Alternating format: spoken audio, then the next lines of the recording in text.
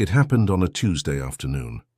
My own son, flesh of my flesh, spat directly in my face, a glob of saliva sliding down my weathered cheek, while his wife and mother-in-law sat there smiling, like they'd just witnessed something worthy of applause. And applaud they did, 3 pairs of hands clapping while I stood there. Humiliation soaking into my bones like rainwater. Before we continue, subscribe to the channel and tell us where you're listening from in the comments. They say you never forget the moment. Your heart breaks beyond repair. For some folks, it's losing a spouse after 50 years. For others, it's watching their home burn to the ground. For me, it was standing in my son Michael's dining room, feeling his spit drip down my face, while the women in his life celebrated my degradation. I'm Walter Simmons. Most people call me Walt. 73 years old last March, though most days my joints remind me I'm closer to 100. Retired construction foreman with 42 years on the job. Widower going on 8 years now since my Louise passed from pancreatic cancer. Father to 1 son, grandfather to 2 kids I barely know anymore. My days follow the same rhythm, like an old clock that refuses to quit ticking. Up at 5:30 a.m. out of habit, even though there's no job site waiting. Coffee on the back porch, while the sun climbs over the pine trees behind my little house in western Pennsylvania. A house that's paid for, thank you very much. Paid every mortgage payment myself. Never missed one, even during the layoffs in the 80s. Breakfast is always the same. 2 eggs over easy. Wheat toast, no butter. Doctor's orders after my cholesterol scare 3 years back. The local paper. Not on one of those tablet things, but the actual paper. Crossword puzzle with my second cup of coffee.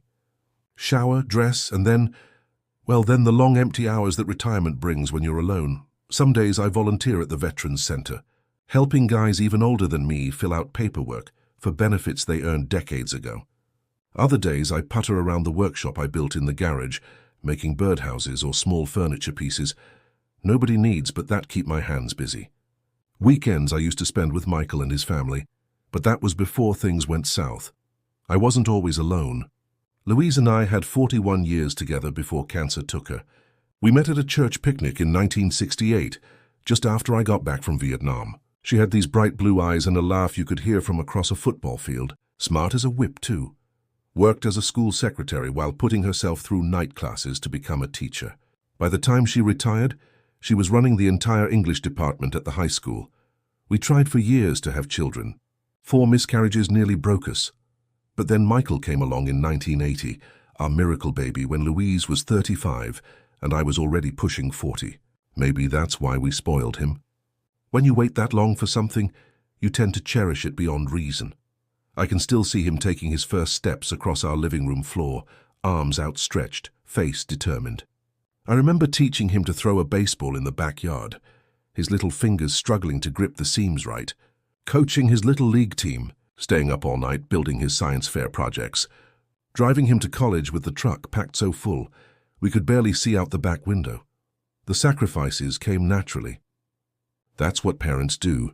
Second job when the braces needed paying for. Smaller vacations so we could save for his college fund.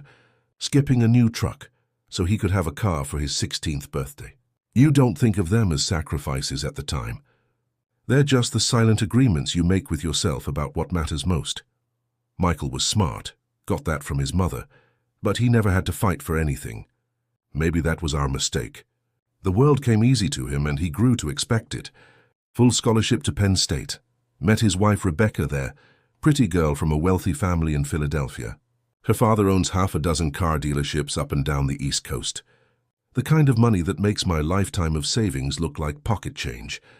After graduation, Michael went to work for his father-in-law. No surprise there, Rebecca's family had connections we couldn't offer. Within 5 years, he was a regional manager, with an office overlooking the Schuylkill River, and a house in one of those gated communities where they measure how tall your grass can grow. The distance happened gradually. First it was missed Sunday dinners because they were too busy. Then the holidays became complicated because Rebecca's family had traditions that couldn't be broken. Louise noticed it before I did. "They're embarrassed by us," she said one Christmas, when they stayed only 2 hours before heading to Rebecca's parents' mansion for the real celebration. I didn't want to believe it. My son wouldn't be ashamed of the people who sacrificed everything for him, but the signs were there. The way he'd wince when I'd use the wrong fork at their fancy dinner parties. How he'd correct my grammar in front of his in-laws. The growing impatience when I'd tell stories about the construction sites or my time in Vietnam. When Louise got sick, things got better briefly. Michael visited more often. I think death has a way of reminding people what matters. But after she was gone, the distance returned wider than before. I became an obligation. A box to check on their busy calendar. Dad, we really should have you over sometime. Sometime always floating in a vague future that rarely materialized. I tried to bridge the gap. Bought nice clothes for when I'd visit them. Read books on the subjects Michael was interested in, so we'd have something to talk about. Learned how to use one of those smartphones so I could get the pictures they'd send of the grandkids. Sent birthday cards with checks that got bigger each year, trying to buy a place in their lives. Pathetic looking back on it. Rebecca's mother, Eleanor, never made any secret of her disdain. She's one of those women who married into money and spends her life making sure everyone knows it. Perfect hair, perfect nails, perfect smile that never reaches her eyes. She calls me Walter in this tone that somehow makes my own name sound like an insult. Walter, do you really think that tie goes with that shirt? Walter, people in our circle prefer wine with dinner, not beer. Walter, perhaps you could keep your Vietnam stories to yourself. They're rather depressing. I took it all. Swallowed my pride so many times, I forgot the taste of it. Louise would have stood up to them. She never took crap from anybody. But without her, I just wanted to hold on to whatever scraps of family I had left. The invitation came 3 weeks ago. A text message from Michael. Dad, we'd like you to come for dinner next Tuesday. Mom and Dad Thompson will be there. We have some news to share. I spent days preparing. Got a haircut. Bought a new shirt and tie from Macy's. Paid full price instead of waiting for a sale. Even practiced some conversation topics in front of the mirror so I wouldn't embarrass him. Pathetic old fool, rehearsing small talk like it was a job interview. When I arrived, the house was spotless as always. One of those homes that looks like a magazine spread, where you're afraid to sit on the furniture. Michael greeted me at the door with a quick hug that felt more like a formality than affection. Rebecca gave me her usual cheek-turn air kiss. Helena and Richard, her husband, were already seated in the living room, cocktails in hand. Walter, Eleanor nodded without getting up. You're looking healthy. The pause before healthy made it clear she meant the opposite. Richard at least stood to shake my hand. He's not as bad as Eleanor, just oblivious to anything outside his bubble of privilege. Walt, how's retirement treating you? Getting in plenty of golf? He knows damn well I've never golfed a day in my life. Dinner was some fancy salmon dish that probably cost more than I spend on groceries in a week. The conversation flowed around me but rarely included me. Business talk, country club gossip, names of people I'd never met and places I'd never been. I nodded and smiled, determined not to be the reason the evening went sideways. After dessert, Michael clinked his glass with a spoon. Rebecca beamed beside him, her hand resting on his arm. We have some exciting news, he announced. I've been offered a position as Vice President of Operations for the entire Northeast region. Congratulations erupted around the table. Eleanor clapped her hands in delight. Oh, I knew Richard was going to promote you. Didn't I say so, Richard? Richard puffed up with pride. The boys earned it. Hardest worker in the company. That's wonderful news, son, I said, genuinely happy for him. You've worked hard for this. Michael smiled, but it didn't quite reach his eyes. There's more. The position is based in Boston. We'll be moving next month. The company is helping us purchase a home in Brookline. It's a beautiful neighborhood. Excellent schools for the kids. My heart sank. Boston was a 6-hour drive from my house. Might as well be on the moon for a man my age who doesn't like highway driving anymore. Boston, I repeated, trying to keep my voice steady. That's quite a change. It's an incredible opportunity, Dad, Michael continued. The compensation package is substantial. We'll be able to put the kids in private school. And the house, wait until you see the pictures. 5 bedrooms, a pool, home theater room. When did you decide all this? I asked, realizing as I spoke that the decision had clearly been made weeks, maybe months ago. We've been considering it since February, Rebecca interjected. Michael didn't want to say anything until it was final. February. 3 months they'd been planning this life-altering move without a single word to me. I see, I said, the words coming out more clipped than I intended. And when were you planning to tell me? The day the moving trucks arrived? The table went silent. Michael's expression hardened slightly. Dad, this isn't about you. This is about my career, my family's future. Your family, I repeated. And what am I exactly? Eleanor made a small tutting sound. Walter, surely you don't expect Michael to turn down a prestigious position just because you'll miss Sunday dinners. Besides, there are these marvelous inventions called airplanes that can transport you to Boston quite efficiently. I felt heat rising in my face. I'm aware of airplanes, Eleanor. I'm also aware that in the past year, I've seen my grandchildren exactly 4 times despite living less than an hour away. I'm trying to understand how moving 6 hours away is going to improve that situation. Dad, Michael's voice had that warning tone, the one that said I was embarrassing him. This isn't the time. When is the time, Michael? When you're packed and gone? When the grandkids barely remember my name? When does your old man rate a conversation about major life decisions that affect our family? Rebecca's voice was ice. Our family is making this decision together. The 4 of us, the 4 of them. Michael, Rebecca, and their 2 children. Not me. Never me, I understand, I said, though I didn't. Not really. Congratulations on the promotion. I hope Boston makes you happy. I should have left then. Should have thanked them for dinner, wished them well, and walked out with whatever dignity I had left. But 67 years of burying my feelings, of keeping the peace, of being the bigger person, it all boiled over in that moment. You know, I've been thinking a lot lately about family, about what we owe each other. My voice was surprisingly steady. When your mother got sick, she made me promise to look after you, to make sure you were happy. I've spent 8 years trying to keep that promise, even when it meant swallowing my pride, even when it meant pretending I didn't notice how ashamed you are of me. Dad, that's not... Michael started, but I held up my hand.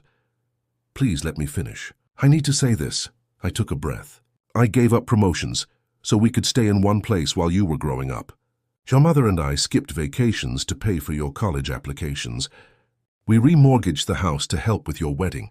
Not because we had to, but because that's what family does. You support each other. You show up. You make room at the table.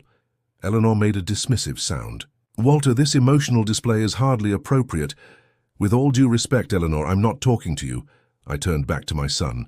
Michael, I've tried to understand the distance. I've made excuses for the missed birthdays, the short visits, the way you check your watch every 20 minutes when I'm at your house. I told myself you were busy building your career, raising your kids, but I'm starting to think the truth is simpler. You just don't want me in your life. The table went silent. Michael's face flushed red. That's not fair. You're twisting this around to make yourself the victim. Am I? When was the last time you called just to check on me? When was the last time you asked about my life? Do you even know I had surgery last month? His eyes widened slightly. He hadn't known. Of course he hadn't. I hadn't told him because I didn't want to be a burden. Another mistake in a long line of them. Look, Michael said, his voice controlled but tight. I'm sorry if you feel neglected, but I have my own family to consider now. My own life. I can't organize everything around your feelings. I've never asked you to, I said quietly. I've only asked to be part of your life in some meaningful way. To know my grandchildren. To not be treated like an obligation. Rebecca intervened, her voice cold. Michael works 60 hours a week to provide for us. He doesn't have time to make daily phone calls to check on your feelings. Rebecca, Michael cautioned, but the damage was done. No, I'm tired of this guilt trip every time we see him, she continued. We invite him for dinner and he turns it into a pity party. This is supposed to be a celebration of your promotion, not another episode of Poor Walter is Lonely. Eleanor nodded in agreement. Honestly, Michael, I warned you about this when you invited him. Some people simply cannot be happy for others' success. Something inside me broke. Not loudly, not dramatically. Just a quiet snapping of whatever last thread had been holding my heart together. I stood up slowly. I think I should go. Sit down, Dad, Michael said, more command than request. You're overreacting as usual. As usual, I repeated. When have I ever made a scene at one of your dinners before? Every time you visit, there's some drama. Some complaint about how we don't see you enough or call enough or care enough. I'm tired of walking on eggshells around your fragile feelings. I barely recognized my son in that moment. This cold, dismissive man wearing expensive clothes and speaking with contempt about the father who had once carried him on his shoulders. I'm sorry my loneliness has been such a burden to you, I said quietly. I won't trouble you with it anymore. I turned to leave, but Michael stood up, blocking my path. That's it? You ruin our celebration dinner and then just walk away? Classic Dad. Always making everything about yourself and then playing the martyr. Let me pass, Michael. No. For once, you're going to listen. We're moving to Boston. The kids will be in better schools. Rebecca will have better social connections.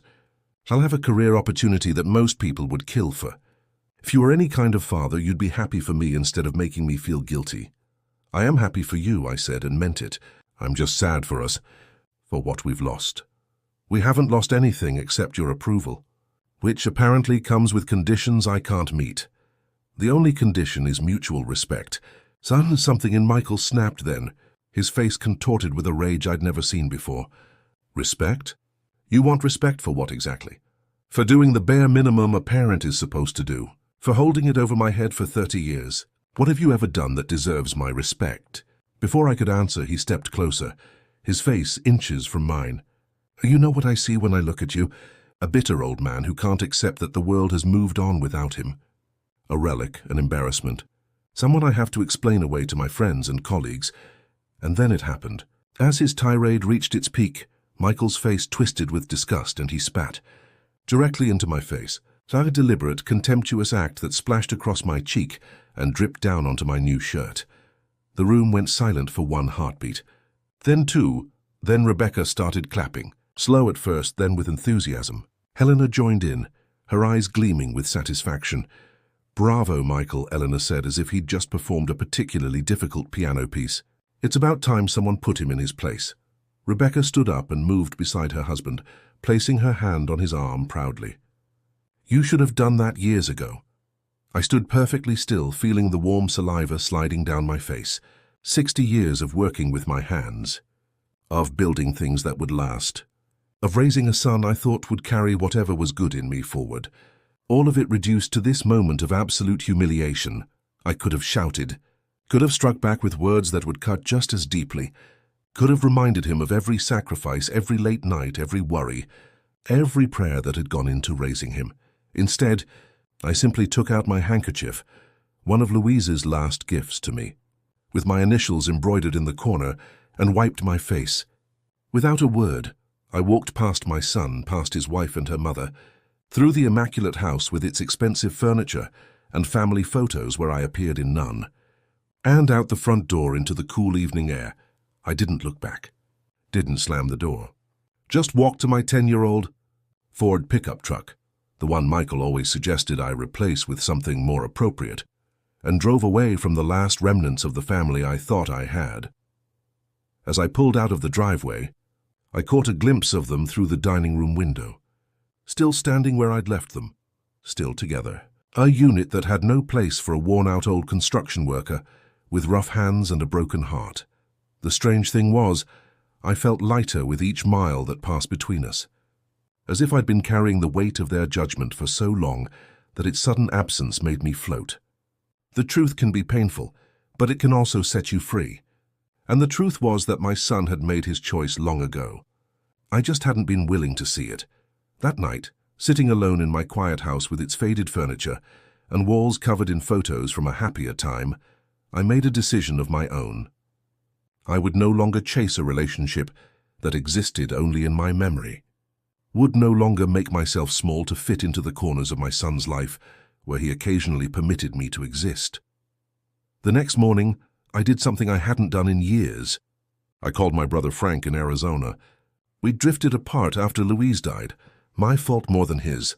Pride and grief are a dangerous combination, but Frank answered on the second ring, and the warmth in his voice when he realized it was me made something inside my chest unclench for the first time in years. Walt, Jesus, is that really you? It's me, Frankie. Been too long. Damn straight it has. You okay? Something happened. I almost lied out of habit. Almost said everything was fine. But I was done with pretending. No, I'm not okay. But I think I might be, if you're still willing to have your stubborn older brother come visit for a while. Frank's laugh was exactly as I remembered it. Get your ass on a plane, Walt. The guest room's been waiting for you for 8 years. That night I booked a one-way ticket to Phoenix, arranged for my neighbor to watch the house, packed only what I needed, leaving behind the costumes I'd worn trying to fit into Michael's world. As the date of my departure approached, I waited for a call or text from my son. Some acknowledgement of what had happened. Some attempt at apology or explanation. The phone remained silent. I wasn't surprised, just sad that my expectations had finally aligned with reality. The morning I left for the airport, I wrote a letter and left it on the kitchen table. Not for Michael. I had said all I needed to say to him. This letter was for Louise, telling her that I was finally letting go of the promise to look after our son. He was a grown man who had made his choices, and now I was making mine. Frank was waiting at baggage claim, grey-haired and tan, wearing a ridiculous Hawaiian shirt and the biggest smile I'd seen in years. He hugged me so hard I thought my ribs might crack. "Took you long enough," he said, taking my suitcase. But better late than never. As we walked out into the Arizona sunshine, I felt something unfamiliar stirring in my chest. Not the ache of loss that had been my constant companion for 8 years. Not the desperate hope that tomorrow would be the day my son remembered who I was to him. It was possibility. The chance to build something new from the wreckage of what was lost. A future that didn't depend on being wanted by people who had made it clear I wasn't. Frank's house was on the edge of a retirement community, full of people starting over for various reasons. Widowers and divorcees, estranged parents and forgotten grandparents. People who had faced the hard truth that sometimes the family you're born with or create isn't the family that sustains you in the end. "Guest room's all yours for as long as you want," Frank said, showing me around. "But fair warning, once the ladies in the community center find out there's a new single man, you're going to need a stick to beat him off." I laughed for what felt like the first time in years. I'm a 73-year-old former construction worker with bad knees and worse hearing. "I think the ladies will survive," Frank shook his head. "You never did know your own worth, Walt. Maybe it's time you figured it out." That night, sitting on Frank's patio watching the sunset, paint the desert in shades of orange and purple I'd never seen before, I realized something important. The worst had already happened. My son had rejected me in the most humiliating way possible. I had walked away from the last pretense of family, and yet here I was, still breathing, still capable of feeling the warmth of the sun and the comfort of a brother's welcome. I had survived. Whatever came next, whether reconciliation someday or permanent, estrangement, would happen on terms that included my dignity. I would no longer make myself small enough to be tolerated in the corners of my son's life. I would no longer pretend that crumbs from his table were enough to nourish me. Sometimes walking away isn't surrender. Sometimes it's the first step toward becoming whole again. Frank wasn't much for deep conversations. Never had been. But he knew how to be there without making a fuss about it. That first week in Arizona, we settled into an easy rhythm. Coffee on the patio at sunrise. A trip to the local diner for breakfast. Afternoons spent with Frank showing me around his community, introducing me to neighbors who smiled and asked normal questions, not looking at me like I was some relic they had to tolerate. "You sleep okay?" Frank would ask each morning, and I'd nod whether I had or not. The truth was I hadn't slept through the night since I left Pennsylvania. My dreams were full of Michael's face, not as the man who had spat on me, but as the little boy who used to climb into my lap with picture books, begging me to read just one more, Daddy. At night, lying in Frank's guest room with its desert-themed quilts and photos of places I'd never been, I'd replay conversations from the past few years, small moments that hadn't seemed important at the time, but now glowed with new meaning. Michael at Thanksgiving 3 years ago, checking his watch repeatedly, then announcing they needed to leave early to attend the real Thanksgiving at Eleanor's house. The casual way he'd said it, like I wasn't even supposed to notice the insult. Rebecca rolling her eyes at Louise's funeral when I broke down during my eulogy. "Always making it about himself," she'd whispered to Eleanor, not quite quietly enough. The time my grandson Tyler, just 7 years old then, had asked me to come to his school play. "Grandpa, you'll come, right? You promised." And Michael stepping in. "Dad's very busy, Tyler. Besides, Grandma Eleanor has better seats reserved for us. You wouldn't want Grandpa sitting all by himself, would you?" Memories that felt different now. Not just painful, but suspicious. Like pieces of a puzzle I hadn't known I was supposed to be solving. A week into my stay, Frank and I were having lunch at the community center when a woman about my age stopped by our table. She had silver hair cut in a practical bob and kind eyes that crinkled at the corners when she smiled. "You must be Walt," she said, extending her hand. "I've heard about you. I'm Diane Roberts, head of the community council here." "Don't believe anything this troublemaker told you," I said, gesturing at Frank. She laughed. "Actually, I heard you were a construction foreman for over 40 years. We're looking for someone to advise on our community center expansion project. Volunteer position, but it comes with free lunches." Before I could answer, Frank jumped in. "He'll do it. Gets him out of my hair during the day." And just like that, I had somewhere to be, something to contribute, people who actually wanted what I knew. The project was simple enough. A 2,000 square foot addition to the community center with new activity rooms and storage. The kind of job I could have managed in my sleep during my working years. But the retired accountants and school teachers on the building committee treated my input like gold. "Walt, what do you think about this flooring?" "Walt, the contractor says we need to upgrade the HVAC system. Is he right or just padding the bill?" "Walt, can you come to the meeting with the architect? We need someone who speaks their language." I started sleeping better, started feeling useful again, started thinking less about what I'd lost and more about what might still be ahead. Then the phone call came. I was reviewing blueprints with Diane one afternoon when my cell phone rang. An unknown Pennsylvania number. My heart jumped to my throat. "Excuse me," I said to Diane. "I should take this." I stepped outside into the dry desert heat. "Hello? Walt? It's Rosa. Rosa Martinez from next door." Rosa had been my neighbor for 15 years. Widowed about the same time as me, she'd often bring over tamales or her famous chicken soup when she thought I wasn't eating right. "Rosa, everything okay?" Her voice was hesitant. "I'm not sure, Walt. There are people at your house. They're removing things. Furniture, boxes. I asked who they were and they said they were helping Michael clean out the house." My blood went cold. "Did they have a key?" "Yes, they let themselves in. I wouldn't have called, but something doesn't feel right. They're taking everything, Walt. Even the pictures on the walls." "When did this start?" "Yesterday afternoon. They have a big moving truck."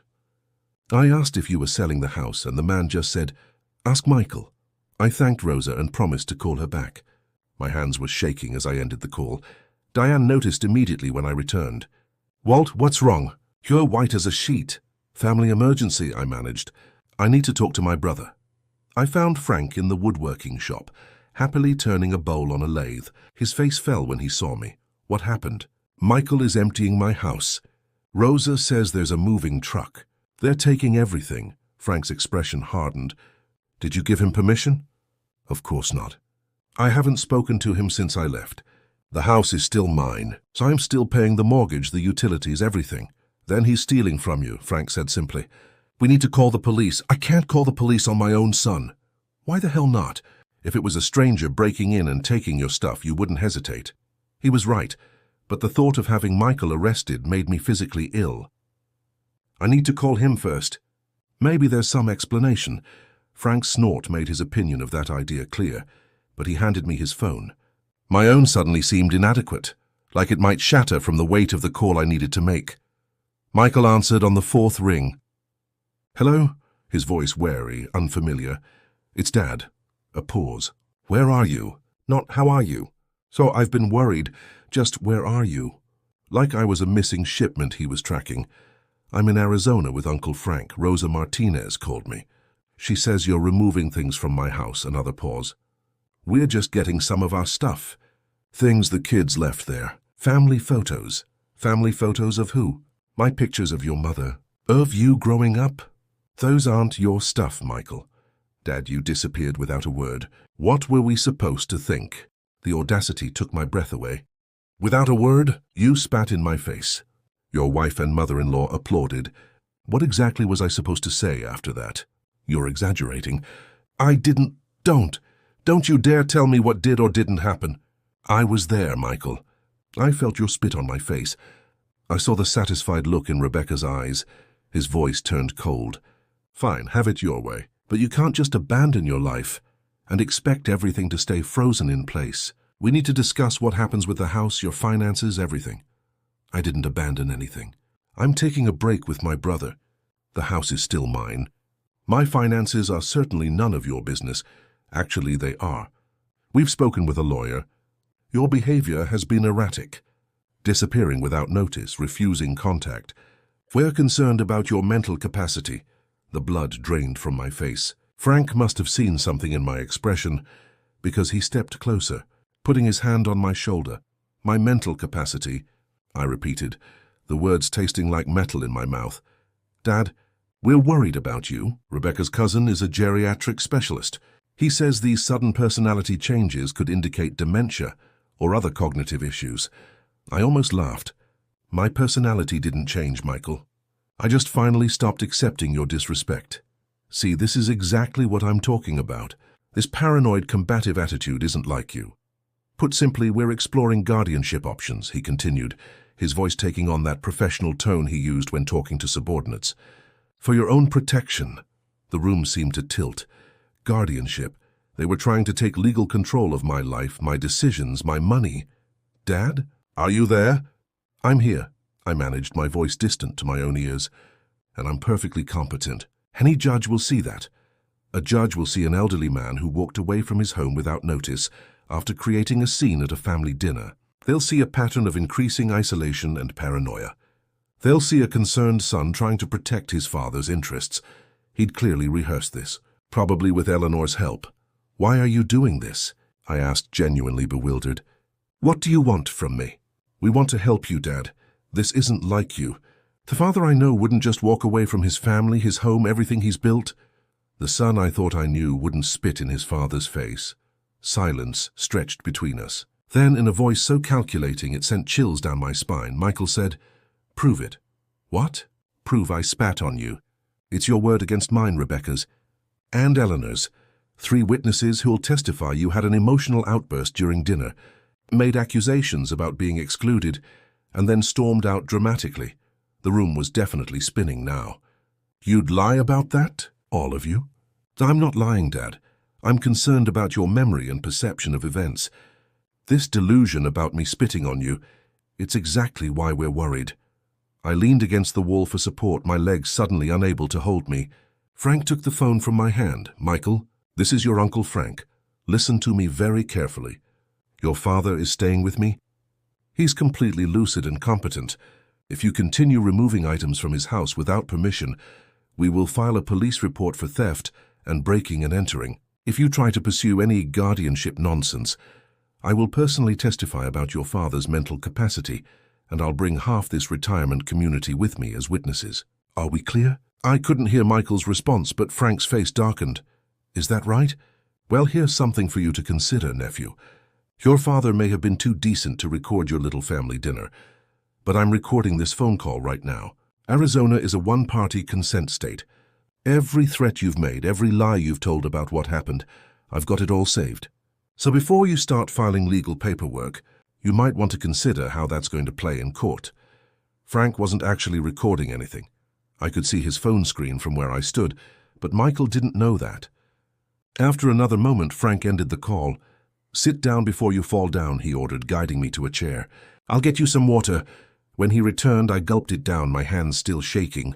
They're going to try to have me declared incompetent, I said, the words sounding unreal. My own son. They can try, Frank said grimly. But we're not going to let them. That night I had my first panic attack. Woke up gasping for air, convinced I was dying. Frank found me on the floor of the bathroom at 2 a.m., drove me to the emergency room with no questions asked. The doctor said my heart was fine, just anxiety and stress. Gave me a prescription I didn't want to fill. This is what they want, I told Frank on the drive home, to push me until I break. Then they can point and say, see? He's not well. Frank's hands tightened on the steering wheel. Then don't break. Easier said than done. For the next week I jumped every time my phone rang. Couldn't focus on the community center plans. Couldn't sleep without seeing Michael's face, hearing him say, "Prove it," Diane noticed. Of course she did. She found me staring blankly at blueprint revisions one morning. My mind 1,000 miles away in Pennsylvania. I don't mean to pry, she said gently, but something's eating at you. Walt. And whatever it is, it's getting worse. Not better. I almost brushed her off with some vague reassurance. The habit of keeping family problems private ran deep, but something in her kind eyes broke through my defenses. My son is trying to have me declared mentally incompetent, I said. The words hung in the air between us, ugly and raw. He wants control of my house, my finances. He's telling people I had some kind of breakdown, that I imagined things that didn't happen. She didn't look shocked or embarrassed by my confession. Just nodded thoughtfully. And did these things happen? Yes, he spat in my face during a dinner at his house. His wife and mother-in-law applauded. That's horrible, she said simply. And now they're trying to gaslight you. Gaslight? Make you question your own reality. It's a form of psychological abuse. I'd never thought of it in those terms, but the description fit perfectly. He told me I'd need to prove it happened. Said it would be his word against mine. Diane's expression hardened. My first husband tried something similar during our divorce. Claimed I was unstable, paranoid. Said things had never happened the way I remembered them. What did you do? Fought back with evidence. Kept meticulous records. Found witnesses. Built a case stronger than his lies. I don't have evidence. It was just the four of us at that dinner. She considered this. What about before? Was there a pattern of behavior leading up to this incident? I thought about it. Years of small humiliations. Comments being excluded from family events. Treated like an embarrassment. And did anyone else ever witness these things? Friends? Neighbors? Other family members? Louise would have been my witness, but she was gone. Then I remembered something. My neighbor Rosa. She was at Michael's high school graduation party. Eleanor made a comment about my clothes being charmingly blue-collar. Rosa heard it, confronted her about it later. Good. Who else? My brother-in-law Jim. He and his wife were at Christmas dinner 2 years ago when Michael announced they were leaving early for the real Christmas celebration at Eleanor's house and keep going. For the next hour, Diane helped me list every incident I could remember and who might have witnessed it. People who had seen the pattern of disrespect and exclusion over the years, not proof of the spitting incident itself, but evidence that Michael and his wife had been gradually pushing me out of their lives, treating me with increasing contempt. This is good, she said when we finished. Not conclusive, but it establishes a pattern that supports your version of events. Makes their story about your sudden breakdown less credible. What do I do with this list? First, you call each of these people. See if they remember these incidents, if they'd be willing to provide a statement. Then you get a lawyer, Walt. A good one, specialized in elder law. I can't afford— Yes, you can, she interrupted. Your financial independence is exactly what they're after. Spending money to protect it isn't wasteful, it's necessary. She was right, of course.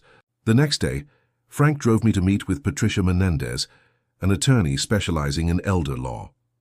Her office was small but immaculate, with credentials covering one wall and family photos on the other. Your brother explained your situation on the phone, she said after introductions. I'd like to hear it from you in your own words. I told her everything.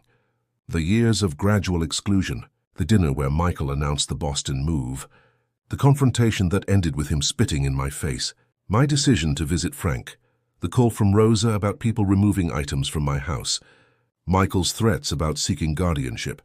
She took notes throughout, her expression giving nothing away. When I finished, she looked up.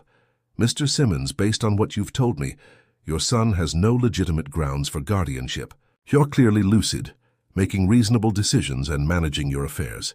However, that doesn't mean he won't try, and these cases can be messy, expensive, and emotionally draining. What do I suggest I do? First, we need to establish clear, documented evidence of your competence. I'm going to refer you to a geriatric specialist for a cognitive assessment. Not because I think you need one, but because we want our evidence in place before they try to get their own evaluation. I nodded. What else? We need to secure your assets. If you haven't updated your will since your wife passed, now is the time. We should also discuss power of attorney, someone you trust to make decisions if you genuinely become incapacitated in the future. My brother Frank, I said without hesitation. Good. Next, we need to document the unauthorized removal of items from your home. I'll have a letter sent immediately demanding an inventory of everything taken and its immediate return. She continued outlining steps. Freezing my credit to prevent unauthorized access, setting up financial monitoring, documenting all contact with Michael and his family. What about the house? I asked. Should I go back? She considered this. Not yet. If they're building a case about your mental state, returning home alone might play into their narrative. For now, stay with your brother. Continue your volunteer work. Establish roots in the community there. We'll document everything to show you're making reasonable, measured decisions, not acting erratically as they claim. As we were wrapping up, Patricia asked one more question. Mr. Simmons, what do you want the outcome to be here? Beyond protecting yourself legally, what resolution would you like to see with your son? The question caught me off guard. I'd been so focused on defending myself, I hadn't thought about what came after. I don't know, I admitted. Part of me wants to cut all ties, never see him again, but he's still my son. I still remember teaching him to ride a bike, helping with his homework, watching him graduate college. Patricia nodded. That's completely understandable. Keep that perspective. This isn't about punishment or revenge. It's about protection and truth. 2 days later, I met with Dr. Levine, the geriatric specialist Patricia had recommended. He ran me through a series of cognitive tests, memory assessments, problem-solving exercises. At the end, he smiled reassuringly. Mr. Simmons, your cognitive function is excellent for a man of any age. Your short-term memory, reasoning skills, and mental flexibility are all well above average for your age group. Frankly, I wish all my patients were doing as well as you are. His official report, sent directly to Patricia, became the first piece of concrete evidence in our defense. Then came the blow I hadn't anticipated. I was having lunch with Frank and Diane when my phone rang. Rosa again. Walt, I'm so sorry to bother you, but something's happening at your house. There's a real estate agent. They're putting up a for sale sign. The sandwich I'd been eating turned to ash in my mouth. A what? A for sale sign. I asked the agent who authorized this, and she said she's working with Michael Simmons, who has power of attorney for his father. Frank saw my expression and took the phone. After a brief conversation, he hung up and looked at me grimly. They're selling your house, Walt. He can't do that. He doesn't have power of attorney. Apparently he's claiming he does. Diane was already dialing. Patricia? It's Diane Roberts. I'm with Walt Simmons and we have an emergency situation. What followed was a blur of legal action. Patricia filed an emergency injunction to stop the sale. She discovered Michael had forged power of attorney documents, using an old signature of mine from a birthday card to create the forgery. The police were involved now, not just for the unauthorized entry and removal of property, but for document forgery, a felony. I felt like I was watching someone else's life unravel. Not mine, not my son's. Some television drama about people I didn't know. The night after the forgery was discovered, I received a text from a number I didn't recognize. Dad, it's Rebecca. We need to talk. Just you and me. I showed it to Frank, who immediately said, don't respond. It's a trap. But I couldn't help myself. This was my daughter-in-law, the mother of my grandchildren. What about? Her reply came quickly. Michael doesn't know I'm contacting you. Things have gotten out of hand. Can I call you? Against Frank's advice, I agreed. 10 minutes later, my phone rang. Walt, it's Rebecca. Her voice sounded different, softer, without the edge of contempt I'd grown used to. I'm listening, I said, keeping my tone neutral. I want to apologize. What happened at dinner? It was wrong, all of it. The way Michael spoke to you, the way I reacted. My mother's behavior. We were cruel and you didn't deserve it. The apology was so unexpected I didn't know how to respond. Walt, are you there? Yes, I managed. I'm just surprised, I know. You have every right to be suspicious. But things have changed since you left. Michael he's not doing well. The stress of the new job, the move, everything with you, it's affecting him. He's drinking more. Having trouble at work. I'm sorry to hear that, I said, and meant it. Whatever had happened between us, I didn't want my son to suffer. We need your help, Walt. The kids miss you. They keep asking when Grandpa is coming back. And the legal situation, it's gotten completely out of control. Michael never meant for it to go this far. He forged my signature, Rebecca. He tried to sell my house without permission.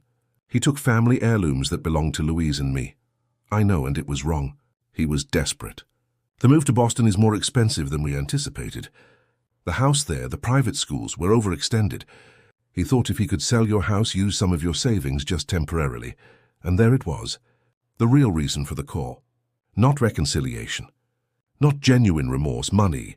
So this isn't about missing me or worrying about my well-being, I said, my voice hardening. This is about accessing my assets. No, Walt, you're misunderstanding. I don't think I am. You just admitted Michael's plan was to sell my house and use my savings without my knowledge or consent. It sounds terrible when you put it that way. He just wanted to secure your legacy for his children, your grandchildren. Everything would eventually go to them anyway. The calculation of it all struck me like a physical blow. After I'm dead, Rebecca. Not while I'm still alive and using it to, live. You're twisting my words. I'm done with this conversation. Tell Michael the next communication I want from either of you should come through your attorney to my attorney.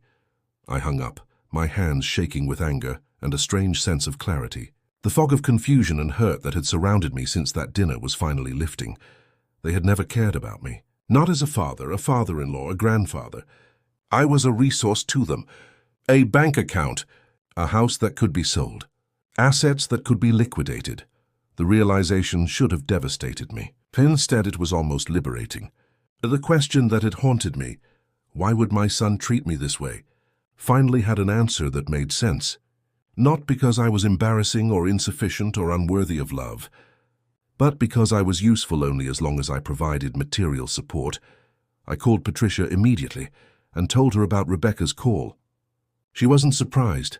Classic tactic, she said. When intimidation fails, try manipulation. When manipulation fails, try reconciliation with strings attached. I've seen this pattern before in family financial disputes. What happens now? I asked. Now we go on offense, Mr. Simmons. The forgery gives us significant leverage. Your son has committed a felony. We can use that to force a resolution that protects your interests. I don't want my son to go to jail, I said immediately. That's your choice. But we can still use the threat to secure a legally binding agreement that protects your assets and establishes clear boundaries. 2 days later, I received a call from Michael's attorney requesting a meeting. Patricia advised me to agree but insisted on being present. The meeting was scheduled for the following week at her office. Michael arrived alone without Rebecca or his attorney. He looked terrible, thinner than I remembered, dark circles under his eyes, his usual immaculate appearance rumpled and tired. Patricia was professional but firm. Mr. Simmons, I've advised my client not to speak directly with you given recent events. Any communication should go through me. Michael nodded, looking defeated. I understand. I just wanted to see my father face to face. He turned to me, his expression unreadable. Dad, I'm sorry. What I did was wrong, all of it. The way I treated you over the years. What happened at dinner? The house? The forgery. I got caught up in trying to maintain a lifestyle we couldn't afford. Trying to impress Rebecca's family. Trying to be something I'm not. I said nothing, watching him carefully. I'm not asking for forgiveness, he continued. I don't deserve it. But I want you to know that the DA has agreed not to press charges if I make full restitution. Everything taken from the house is being returned. The real estate listing has been cancelled. The forged documents have been destroyed. Patricia watched him with professional skepticism. And what are you seeking from my client in return? Michael shook his head. Nothing. I just want him to know that I understand what I've done. The consequences are mine to bear. And Rebecca, Eleanor? I asked, breaking my silence. Michael's face tightened. Rebecca and I are separating. After everything came to light, after the legal consequences became clear, she wasn't interested in taking responsibility. She's moved back in with her parents. For the first time, I felt a flicker of sympathy. And the children. We'll share custody, but the Boston job is off the table. I've been placed on administrative leave pending an ethics review at work. Richard isn't pleased with the family's name being associated with fraud allegations. I looked at my son, really looked at him, and saw something I hadn't seen in years. Not the polished, condescending man who had spat in my face, but glimpses of the boy I'd raised. Scared, humbled, at a crossroads, what will you do? I asked. Start over. Find a job that doesn't depend on my father-in-law's connections. Live within my means for once. Try to be someone my children can respect, even if it's too late for their grandfather to respect me. Patricia glanced at me, silently asking if I wanted to continue this conversation. I nodded slightly. I don't hate you, Michael, I said quietly. I don't understand you. I don't recognize the man you've become, but I don't hate you. He nodded, eyes glistening. I don't recognize myself either. Not anymore. We sat in silence for a moment, the weight of years of misunderstanding and hurt between us. I can't come back yet, I said finally. I need time, distance, I understand. But I'd like to speak to my grandchildren, see them occasionally when I'm ready. For the first time, a hint of a smile crossed his face. They'd like that. They ask about you all the time. As the meeting concluded, Michael hesitated at the door. Dad, I know it doesn't change anything, but I truly am sorry. Not just for the legal issues, but for that night, for what I did, for what I said. You didn't deserve any of it. I nodded, not trusting myself to speak. As he walked out, I felt neither triumph nor satisfaction, just a profound sadness for what had been lost, and maybe the faintest glimmer of hope for what might someday be rebuilt from the ashes. Spring in Arizona passed in a blur of legal consultations, phone calls, and gradually rebuilding my sense of self.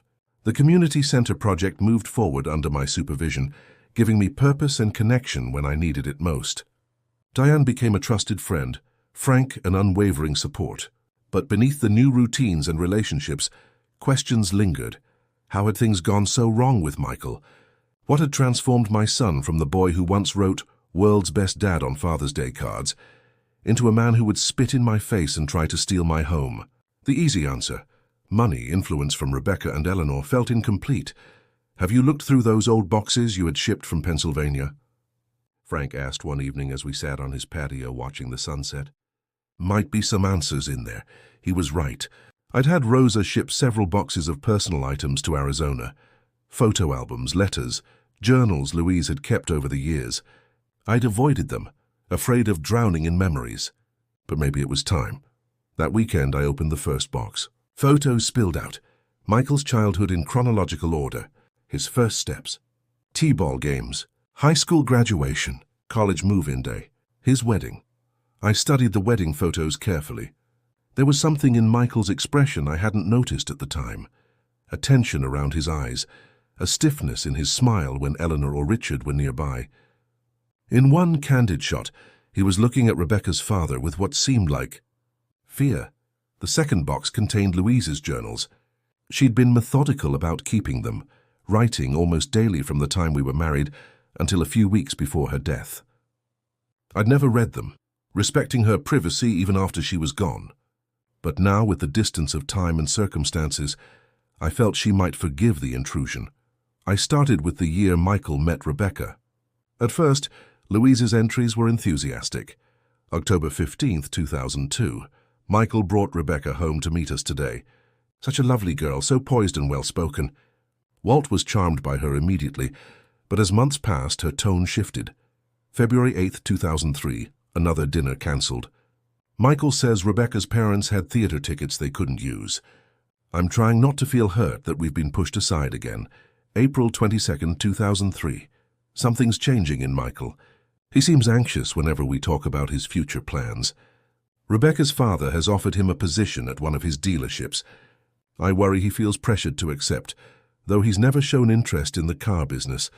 Then came an entry that made my heart stop. June 17th, 2003. Michael came alone today. Looked exhausted. When I asked if everything was okay, he broke down. Said Rebecca's parents have expectations that are overwhelming him. That Richard Thompson made it clear their continued relationship depends on Michael making something of himself in the family business. When I suggested he might consider whether this relationship was right for him, he looked almost frightened. Said, "Mom, you don't understand. The Thompsons aren't people you say no to." I'm worried there's more happening than he's telling us.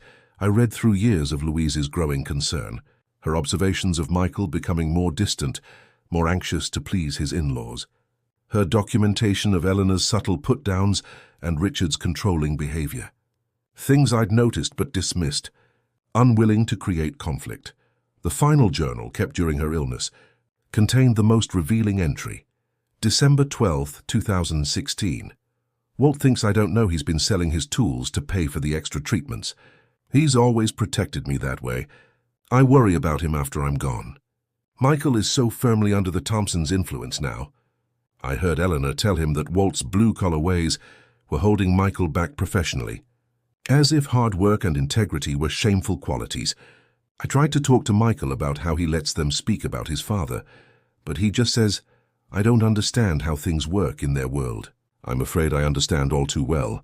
Her final entry, written in a shaky hand just weeks before she died, January 30th, 2017, made Walt promise to look after Michael, to make sure he's happy. But I should have made Michael promise to look after his father too. Walt will give until there's nothing left. That's who he is. I fear Michael has forgotten how to give at all. I closed the journal, tears streaming down my face. Louise had seen it all happening. The gradual reshaping of our son into someone who viewed his father's love as an exploitable resource rather than a gift to be treasured. She had worried not about me supporting Michael, but about Michael abandoning me. The next morning I called Patricia. I've been reviewing old journals, letters, photos, I told her. I think I understand better what happened with Michael now. And what did you find? She asked. A pattern of influence. Pressure from his in-laws to distance himself from his embarrassing blue-collar father. Subtle at first, then more overt. Not that it excuses what he did, but understanding helps with closure, she finished for me. Have you decided what you want the final resolution to be? I had been thinking about this for weeks. I want two things. First, legally binding protection for my assets. Second, the possibility, not the guarantee, but the possibility, of rebuilding some kind of relationship with my grandchildren, and maybe someday with Michael. The asset protection is straightforward. We already have the injunction against selling your house. We can set up a revocable trust with specific provisions regarding Michael. As for the relationship aspect, that's more complicated. I understand, but I want to try. Patricia was silent for a moment. There's another option we haven't discussed. Family counseling with a professional mediator, not to excuse what happened, but to establish new boundaries and communication patterns. If Michael is willing, would you reach out to his attorney? See if he'd be open to it? She agreed, though I could hear the skepticism in her voice. To my surprise, Michael agreed immediately. His attorney contacted Patricia the same day, saying Michael was eager for any opportunity to make amends. 2 weeks later, we sat in the office of Dr. Gabriel Martinez, a family therapist specializing in elder relationships and financial conflicts. Michael arrived alone, still looking thinner than I remembered, but more put together than at our last meeting. Dr. Martinez established ground rules immediately. This isn't about assigning blame or revisiting every hurt. It's about understanding patterns and establishing healthier ones moving forward. Mr. Simmons, Walt, would you like to start by explaining what you hope to achieve? I took a deep breath. I want to understand how we got here. Not to blame you, Michael, but to make sure we don't repeat the same mistakes if we try to rebuild any kind of relationship. Michael nodded, his expression guarded but attentive. I've been reading your mother's journals, I continued. She saw things happening that I missed. The pressure you were under from the Thompsons, the way they gradually separated you from us. Something flickered in Michael's eyes. Surprise, maybe, or recognition? Mom kept journals? Yes, very detailed ones. She was worried about you, even before she got sick. Worried that you were being molded into someone you weren't meant to be? Michael looked down at his hands. She was right to worry. Dr. Martinez leaned forward slightly. Michael, can you help us understand how you experienced that pressure? For the next hour, Michael talked. Really talked, perhaps for the first time in years. About meeting Rebecca in college and being overwhelmed by her family's wealth and connections. About Richard Thompson taking him aside before the engagement and outlining exactly what would be expected of a man marrying into their family. He laid it out like a business arrangement. Michael said, his voice hollow. You'll work for me. You'll live where we approve. You'll associate with the right people. When I mentioned wanting to teach history, my actual degree, he laughed, said that wasn't a Thompson-worthy ambition. And your mother and I? Where did we fit in this arrangement? I asked. Michael couldn't meet my eyes. Richard made it clear that my humble beginnings were charming as an origin story, but shouldn't feature prominently in my new life. Eleanor was more direct. She said successful men distance themselves from limiting influences. And we were limiting influences, I said, the pieces falling into place. According to them, yes. Everything about you and Mom represented what I was supposed to be leaving behind. Your work ethic, your values, even your accent, all things that marked me as not belonging in their world. Yet you chose their world, I said, not accusingly, just stating a fact. Michael nodded. Misery etched in his face. I was a coward. I wanted the lifestyle, the prestige, and after a while I started believing them, started seeing you through their eyes instead of my own, until that night at dinner, when I finally stood up for myself. Yes, His voice dropped to almost a whisper. Something snapped in me. All those years of trying to be the perfect Thompson son-in-law, of being ashamed of my own father, it all came out in the worst possible way. Dr. Martinez guided the conversation toward concrete steps for the future. Michael had moved into an apartment after separating from Rebecca. He'd found a job teaching history at a community college. Modest pay, but work he actually cared about. He was seeing the children 3 days a week. They ask about you, he told me. Tyler remembers fishing with you that summer before Mom died. Emma has that teddy bear you gave her that she still sleeps with every night. My heart ached at the mention of my grandchildren. I'd like to see them when everyone's ready. By the end of the session, we had a framework. Michael would continue therapy individually. We would meet with Dr. Martinez monthly. There would be supervised visits with the grandchildren, starting with video calls and progressing to in-person meetings. Most importantly, we established financial boundaries. I would maintain complete control of my assets. Any financial help for the grandchildren would go directly into education accounts only I could access. There would be no loans, gifts, or support for Michael directly. I don't want or expect your money, Dad, Michael said as we were leaving. I just want a chance to show you that I can be better than I've been. I nodded. Not ready to offer forgiveness, but willing to open the door to possibility. The legal proceedings concluded more smoothly than we'd anticipated. Michael signed agreements acknowledging he had no claim to my house or assets. The forgery charges were dropped in exchange for full restitution and community service. Through spring and into summer, our tentative reconciliation continued. Weekly video calls with Tyler and Emma became the highlight of my days. They were understandably confused about why Grandpa was suddenly living in Arizona. But children are remarkably adaptable. Tyler showed me his science projects. Emma insisted on reading me bedtime stories instead of the other way around. In July, Frank suggested it was time to make a decision. You can't live in my guest room forever, Walt. Much as I enjoy the company, he was right. I needed to decide whether to return to Pennsylvania or make Arizona my permanent home. The answer came from an unexpected source. During one of our therapy sessions, Dr. Martinez asked, "Walt, what do you miss most about your old life?" I thought about my house with its familiar creaks and corners, the workshop where I'd spent countless happy hours, the neighbors who'd become friends over decades, the community that knew Louise and me, that held our history. I miss my home, I said simply. Not just the house, but the place where I belong. Michael looked stricken. I took that from you. I'm so sorry. You tried, I corrected gently, but I'm still here, and that house is still mine. 2 weeks later, I was on a plane back to Pennsylvania, not running away this time, but deliberately choosing to reclaim my life. Frank drove me to the airport, gruffly reminding me that his guest room was always available if things go sideways again. Rosa was waiting at the airport, beaming as I emerged from the terminal. The house is all clean, she assured me. I've been checking on it weekly. There's fresh food in the refrigerator. Driving through my old neighborhood felt like slipping into a comfortable pair of shoes. Familiar, right? When Rosa pulled into my driveway, I was surprised to see several neighbors gathered on my front lawn. A hand-painted banner hung across the garage. "Welcome home, Walt." Paul from across the street stepped forward to shake my hand. "We heard what happened," he said. "Wanted you to know we've got your back." Inside, the house was exactly as I'd left it, yet somehow different. Maybe I was the one who had changed. I moved through the room slowly, reacquainting myself with the space where Louise and I had built our life together. Everything Michael had removed, photos, keepsakes, tools, had been returned, though I noticed many items weren't in their original places. Small evidence of the violation that had occurred.